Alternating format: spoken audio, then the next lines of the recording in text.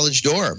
They even stopped to buy milk right after it. In fact, they not only bought milk, but then the younger brother came back into the store to exchange it for another milk. You know, very, very odd. Not the normal behavior of Islamic fundamentalists. But the key point is they never claimed credit for this, and they didn't act in any way, shape, or form like the prototypical Islamic fundamentalist terrorist. And so it doesn't fit. That's the first thing.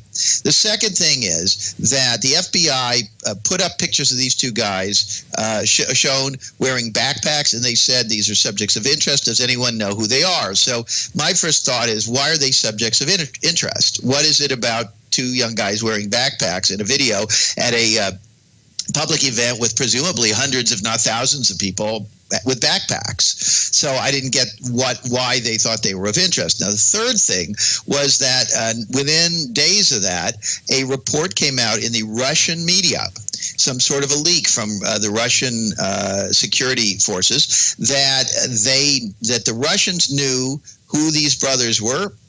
And furthermore, that the Russians had previously notified the Americans of these people prior to the bombings. And then the FBI was forced to admit that they had hid that fact or forgotten that, which is really preposterous. And they were forced to admit that, yes, the Russians had told them, and that, in fact, yes, they had checked them out as possible terrorists, and that they had interacted with the elder brother and the family and concluded that he was no threat. Now, how is that not front and center of what we're talking about in this case? Because even in the best case scenario, it means that the FBI is no good. Yeah, absolutely. I think you're absolutely right. How do they – I mean, I have the same friend that's a police officer. I brought that up to him, and he did say that sometimes you investigate something and then you see nothing there and then you move on, and then it's possible that something could happen afterwards. You know, they could become extremists or whatnot afterwards. I mean, I guess that is one-sided. Well, of course, but you can't just have outfits like the FBI with the power and the money and everything they have and just let them off like that. You know, we're not talking about a child who spilled something. You know, yeah. I mean, this is an outfit, as you point out, they were able to shut down an entire American city and suspend our civil liberties, and that your cop friend is not even slightly curious, or that there are no consequences or no investigations or no recriminations or no heads roll, that your cop friend it doesn't even occur to him that maybe if somebody, pardon my French, screws up that big, that there ought to be some kind of result to that there ought to be some kind of investigation and something ought to be fixed. The fact that these people are so clueless as to not even understand that, you know, if you discover that the babysitter is a pedophile, you don't go, well, okay, you know, whatever. I mean, you don't, and you should not do that in an instance like this. So that's just baloney. And at our website, Who, What, Why, we have done almost 80 articles about the Boston Marathon bombing. That's about 80 more investigative pieces than any of your news organizations, including the Boston Globe or anybody else. There was no serious attempt to investigate the holes in the story. They could have done a 10-part series just on how the FBI screwed up, how it happened, who screwed up, why, what changes they have made, whether there were any kind of punishment meted out against the people responsible. I mean, why was there none of that? Why was there no discussion? Why was there no investigation? Now, the third thing on that front, or I don't know, I've lost count, is that it turns out that the FBI was in contact with Tamerlan Tsarnaev before the Russians tipped them off. Before. Now, we are the only people to report this. Again, if you go to whowhatwhy.org and you go in our search box and put in Tsarnaev, Tsarnaev, and you'll get a lot of articles, but somewhere in there you'll find articles on that particular point. The FBI had a prior relationship with the elder brother. Now, once you know that, and you're not willing, and you see how nobody was punished, you start saying, well, if nobody was punished for either gross incompetency or something else, and there was a secret prior relationship with the brother, don't you think we ought to wonder if we're missing something here? Yeah, yeah. And there's that video. I don't know what your conclusion is or what your opinion is on that video of that nude person being arrested that looked a lot like the older brother. But have you? I don't know if that was him but it certainly did look like him. And the build, he was kind of built like him, like an athlete boxer. And what do you think happened to the older brother? Obviously, there's conflicting stories with the brother ran him over or the cops ran him over after the trial and all the investigation and information you gathered.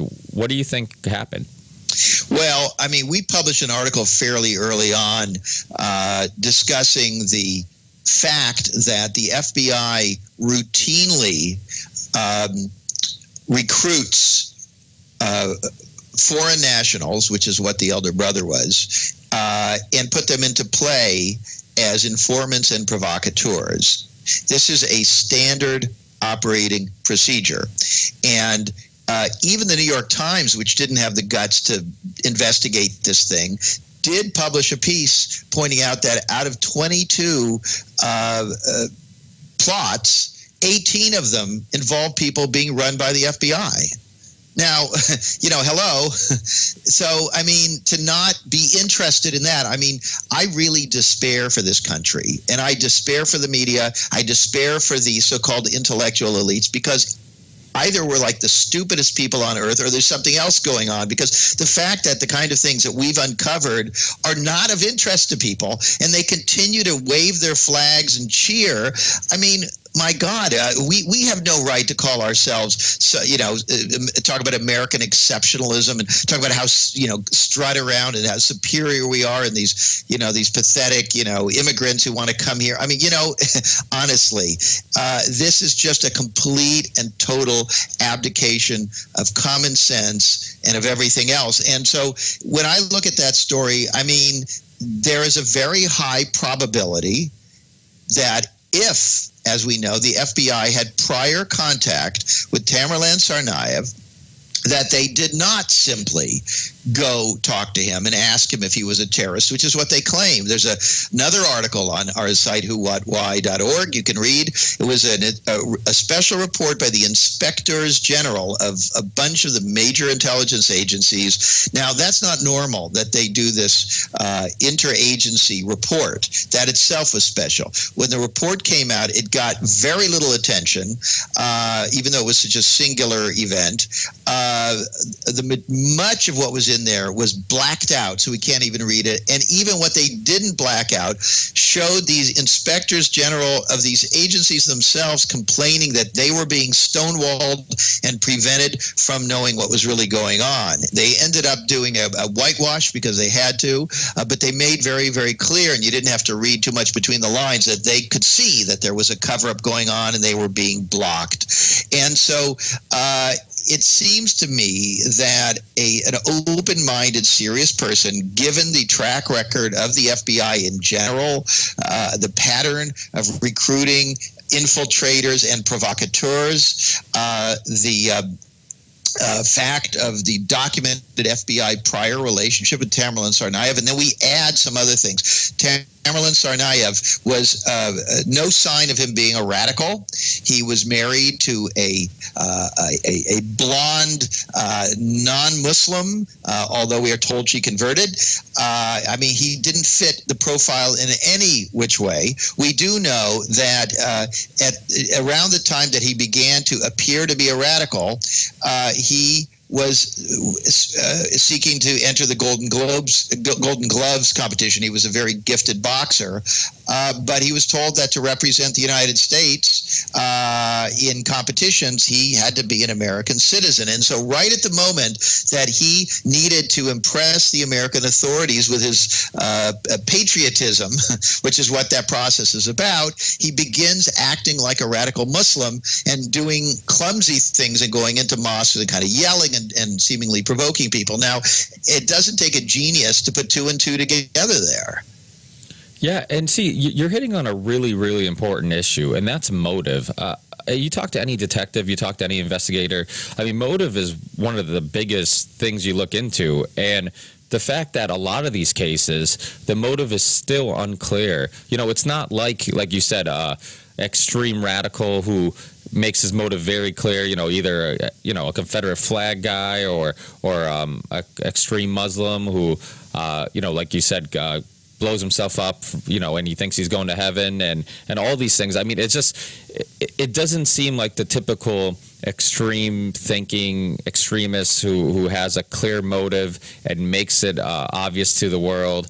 And I mean, it just seems kind of, it kind of seems like Jack Ruby, like Jack Ruby. Oh, he killed Oswald because he was, patriotic all of a sudden. I mean, this guy was a mobster who obviously didn't give a shit about politics. So it just seemed like one of those things where you're looking into motive, which I think is a really important point. And I think a lot of times we just kind of put that aside and kind of create our own motive. And I just think that that's something that we should look more into, because to do something as extreme as building bombs and killing 3 people, injuring many more, you would think that they were quite extreme, and it would be quite clear that they're quite extreme. And like you said, it doesn't seem like the picture all fits together correctly.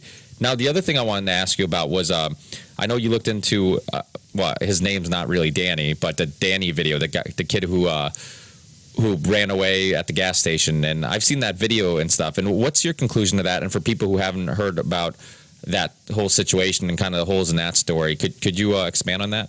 Sure, and just want to wrap up on the point you were making about motive. We could talk for an hour just about motive, but there's also, as you know, there's motive, means, and opportunity. And I want to talk for a second about means, because after the bombs went off, and that week, the experts declared that the bombs were very sophisticated. And even after one brother was dead and one was apprehended, we were told that they lacked the capability to manufacture those bombs, that they were not qualified to do that. We also know that the authorities never discovered where the bombs were made.